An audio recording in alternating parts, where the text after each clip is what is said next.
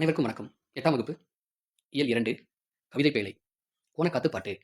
இந்த கோணக்காத்து பாட்டு யார் எழுதினார்கள் என்றால், வெங்கம்பூர் சாமிநாதன் அவர்கள் எழுதியது. யார் அந்த நாட்டில பெரும் பஞ்சம் ஏற்பட்ட காலங்கள்ல மக்கள் பட்ட துயரங்கள அந்த காலத்துல வாழ்ந்த புலவர்கள் கும்மி பாடல்களாக பாடியிருக்காங்க. பேச்சு தமிழில் அமைந்த இந்த பஞ்ச கும்மிகள் என்று அழைக்கக்கூடிய கும்மி பாடல்களாக இது பாடப்பட்டிருக்கு. பேச்சு தமிழில் பேச்சு தமிழில் அமைந்த இதை பஞ்ச கும்மிகள் என்று அழைக்கப்பட்டன. புலவர் சே. ராசு தொகுத்த பஞ்ச கும்மிகள் என்னும் நூலில் இடம்பெற்றுள்ள வெங்கம்பூர் சாமிநாதன் அவர்கள் இயற்றிய கோணக்காத்து பாட்டு என்னும் காத்து நொண்டி சிந்திலிருந்து சில பாடல்கள் நமக்கு இங்க தரப்பட்டிருக்கிறது. எனவே நொண்டி சிந்து என்றால் என்ன அப்படின்னா, காத்து நொண்டி சிந்திலிருந்து சில பாடல்கள் இங்கு நமக்கு தரப்பட்டுள்ளன. நொண்டி சிந்து என்றால் என்ன அப்படின்னா, அந்த பாடலில் இடம்பெறக்கூடிய காட்சிகளில் குறை இருக்கலாம், அல்லது அந்த பாடல் இடம்பெறக்கூடிய நாயகனுக்கு ஏதாவது குறை இருக்கலாம். இப்படி சில குறைகள் உள்ளவாறு பாடப்படுவதுதான் நொண்டி சிந்து எனப்படும்.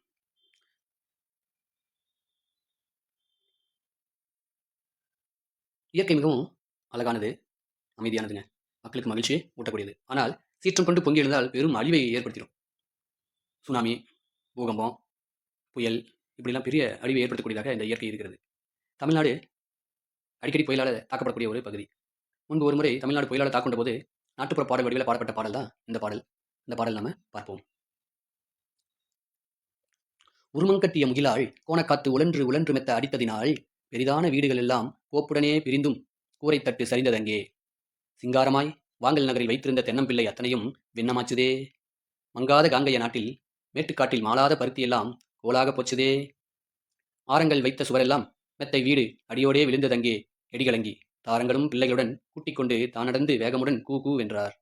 வாகுடனே தொண்டைமான் சீமைதனிலே வளர்ந்தோங்கும் மண்ணகரம் தன்னிலேதானே சேகாரமாய் வைத்த மரங்கள் அத்தனையும் சின்ன பின்னமாய் ஒடிந்து பின்னமாச்சுதே.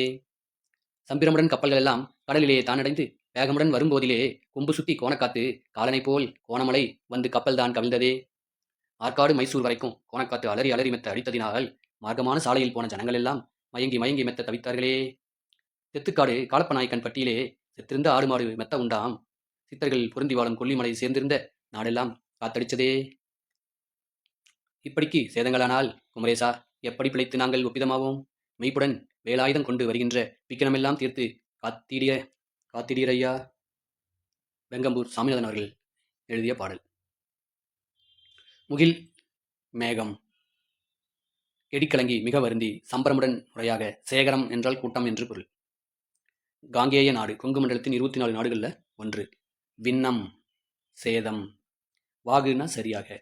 காலன் யமன். மெத்தவும் மிகவும் மெத்த மிகவும். பாடலின் பொருள் பாருங்க எப்படி புயல் காற்று வீசிக்கொண்டிருக்கிறது என்று.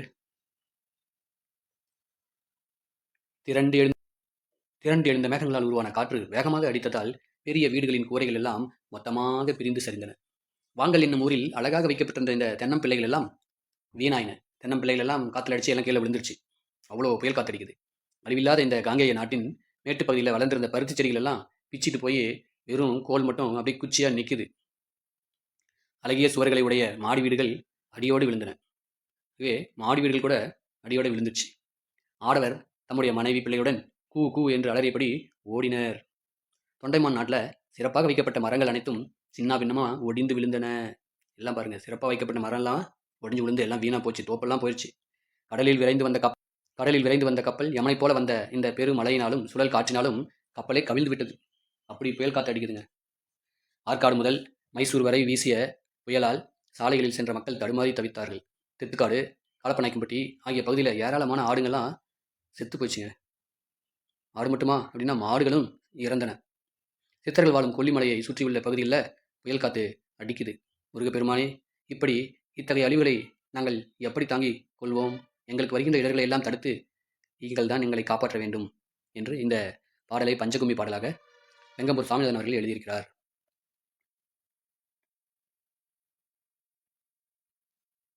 நன்றி.